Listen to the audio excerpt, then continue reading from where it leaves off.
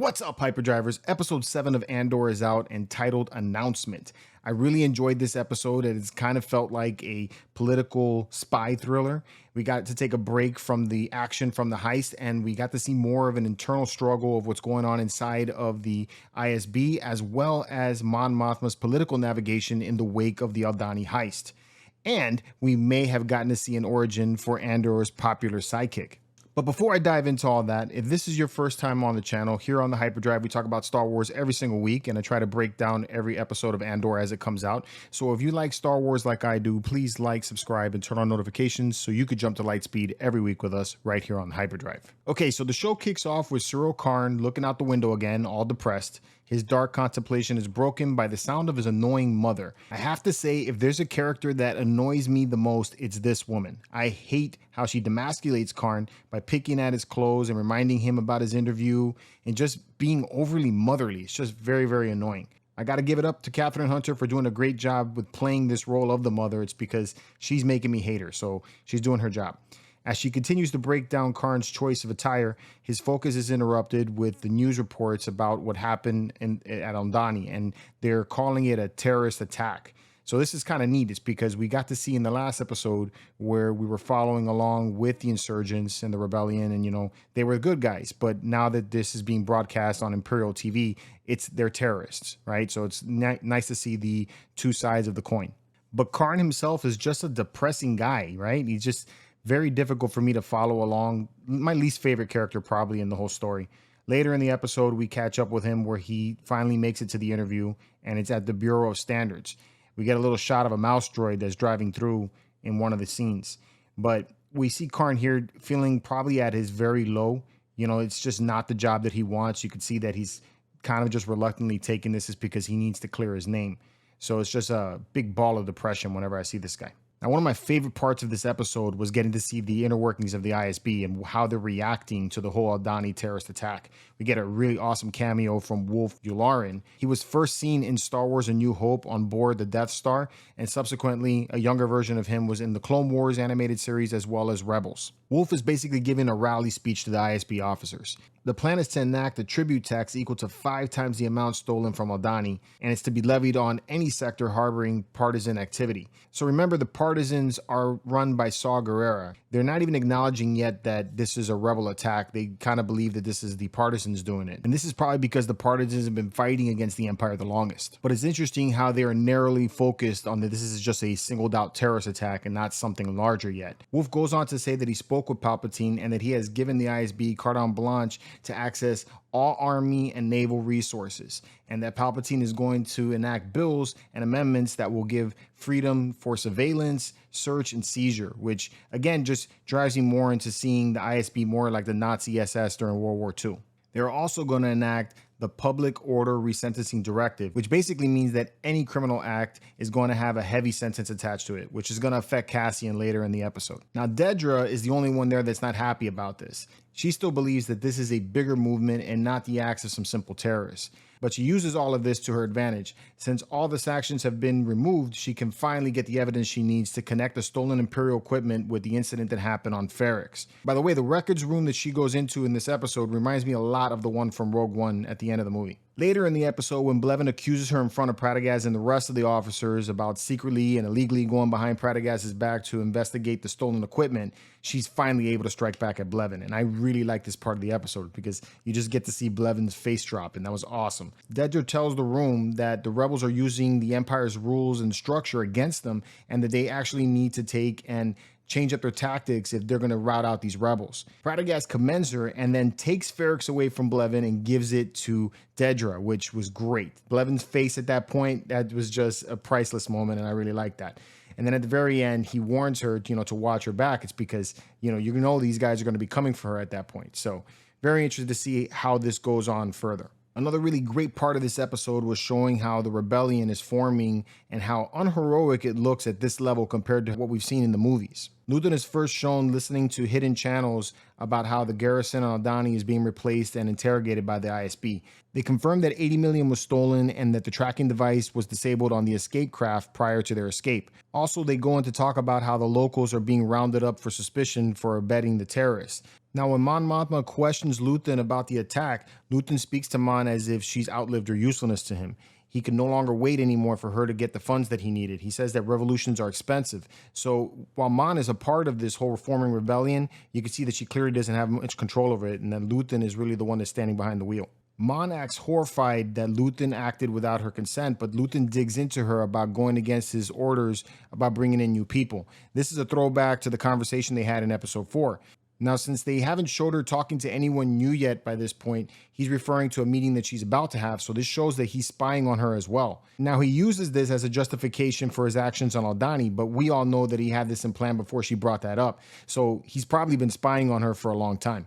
Now, Mon seems kind of naive here. She seems to think that they were starting this rebellion to be peaceful, like a peaceful resistance. But Luthen believes that this is a path that can't be won peacefully. I like how he says, has anyone ever made a weapon that wasn't used, as he's holding up the Utapawan weapon that he showed in the earlier episode.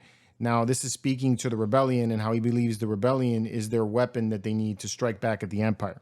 Now, he says that we need fear and we need the Empire to overreact. I believe this is a direct reference to Princess Leia when she says in A New Hope, "The more you tighten your grip, Tarkin, the more star systems will slip through your fingers." So Luthen wants people to hate the Empire and not be complicit. He mentions that the Empire has been putting a chokehold on them slowly and that it's gotten to the point that people aren't even noticing. So he wants this hit to be so hard from the Empire that people flock to the rebellion. He tells Mon that she needs to get on board or get out of the way. Now, in Luthen's shop this week, I saw a Temple Guard helmet and a mask that looks very similar to the one that Plo Koon wore.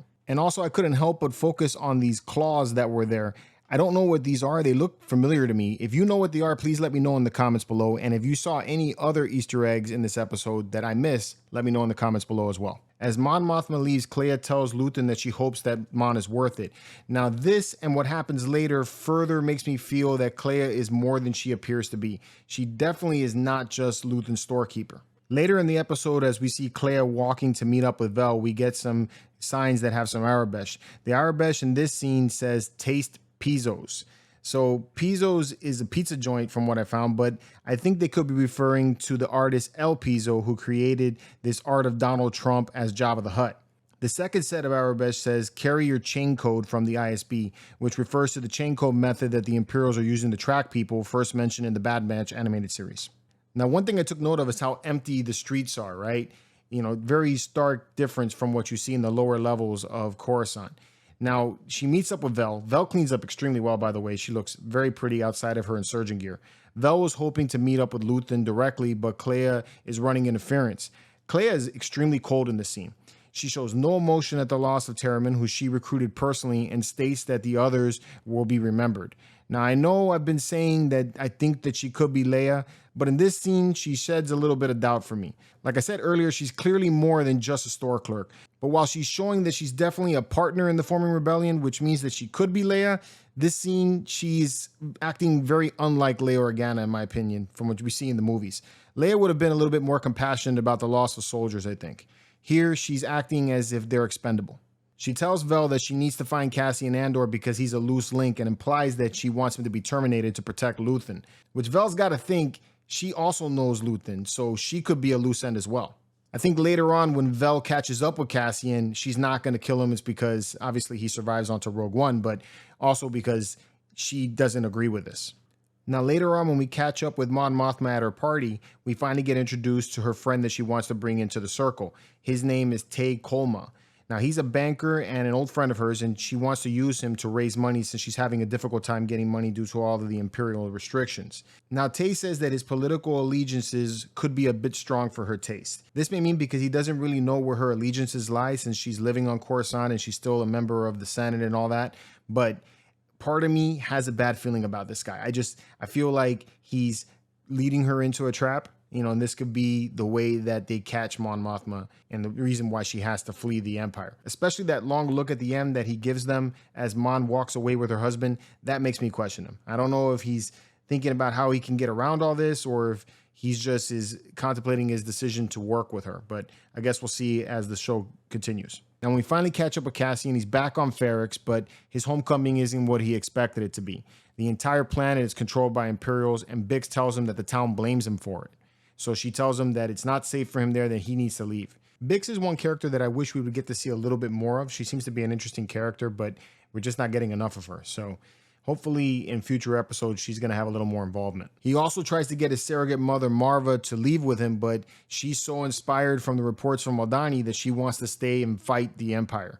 Now, this is kind of like a bittersweet moment for Cassian, I guess, a little bit. On one hand, he got to feel a little bit of pride that, you know, your actions and your involvement with this whole Aldhani thing has inspired your mother to want to fight also.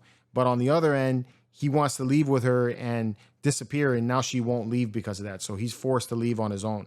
He doesn't tell her that he was part of the Aldhani attack, so it's kind of like a vigilante thing, sort of, where he's living two lives. One end, you know, to them, it's Cassian, the guy that, you know, steals and robs and does all kinds of stuff and then just leaves, because that's what Bix describes. But on the other end, he was part of this attack against the opposing empire, against the people that this town hates, and yet no one knows about it. We also get a flashback and learn a little bit more about why Cassian hates the Empire so much.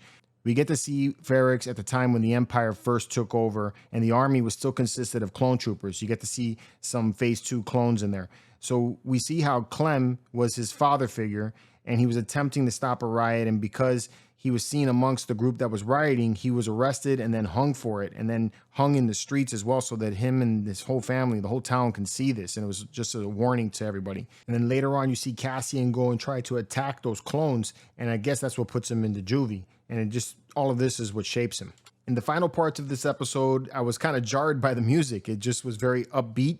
And we get to see this planet called Nyamos, which looks like a beachfront. Kind of reminds me of Puerto Vallarta a little bit. And you got this upbeat music and everything, a vacation planet, just a very different setting for Star Wars, you know? For the first time ever, I see what I think is either a prostitute or a naked woman in bed. So that's something completely different from any Star Wars that I've ever seen before. That's new. And this entire hotel scene just reminds me of what I would expect at the end of like a heist movie, right? He's counting his winnings, you know, he's looking to spend it, looking to enjoy his life in peace. Pizos is again brought up when the girl is asking him if he can get more, as well as something called Revnog. I'm not sure what that is. So Cassian goes for a walk, right? Now, while he's walking, he sees a group of people that's running, and we get to see a shore trooper, which was awesome because the first time we saw one of these was in Rogue One. And then Cassian gets caught in the wrong place at the wrong time. So kind of like what happened to Clem, a trooper accuses him of being part of a group just simply because he's walking and looking around. Now, a few things that I noticed in the background on the scene is that you see a couple playing what looks like hollow chess, except that the chess pieces aren't hollow. They actually got to move them, which that's a little bit different. And then you also see some probe droids flying around. But the biggest thing to walk on scene as a cameo appearance was the KX series security droid, which is what we saw K2SO to be in Rogue One. Now, I love how this guy in the back is trying to run off, but the KX droid catches him, and you can see him kind of floating in the air because KX droid is holding him up, which is funny. And then also how the trooper tells the KX droid to hold on to him, and they just take everything so literally. So you see Cassian get lifted up by the throat, and he's trying to tell him, no, you just tell him to watch me, which I thought was pretty cool. Now, things go really sideways for Cassian when he gets put up for sentencing. So first, we do get a little bit of a mention. We get a mention of an unleashed massive. So these are the animals that the Tuskens have on Tatooine. But when Cassian actually goes up for his hearing, he's given these crazy charges that he didn't even have, that things didn't even happen. They just basically accused him of stuff that he didn't even do. And because of that, he's given 6 years in prison. 6 years, man. Ain't that a bitch? Shoot, he's on vacation and this all happens. So like, what the hell? So that's where the story ends. He's thrown in prison right now, and I'm wondering how he's going to get out of this, right? I'm really hoping that in the next episode, we see him maybe reprogram one of these K2 droids, one of these KX droids, and then this is going to be the origin of K2SO, and I think that would be really awesome. So I'm really, really like this episode. Like I said before, it's a great thriller. There was a lot of great pacing in this one in comparison to some of the other episodes. So I'm really looking forward to see what happens next week. Let me know what you guys think about this one in the comments below. And until next time, may the Force be with you.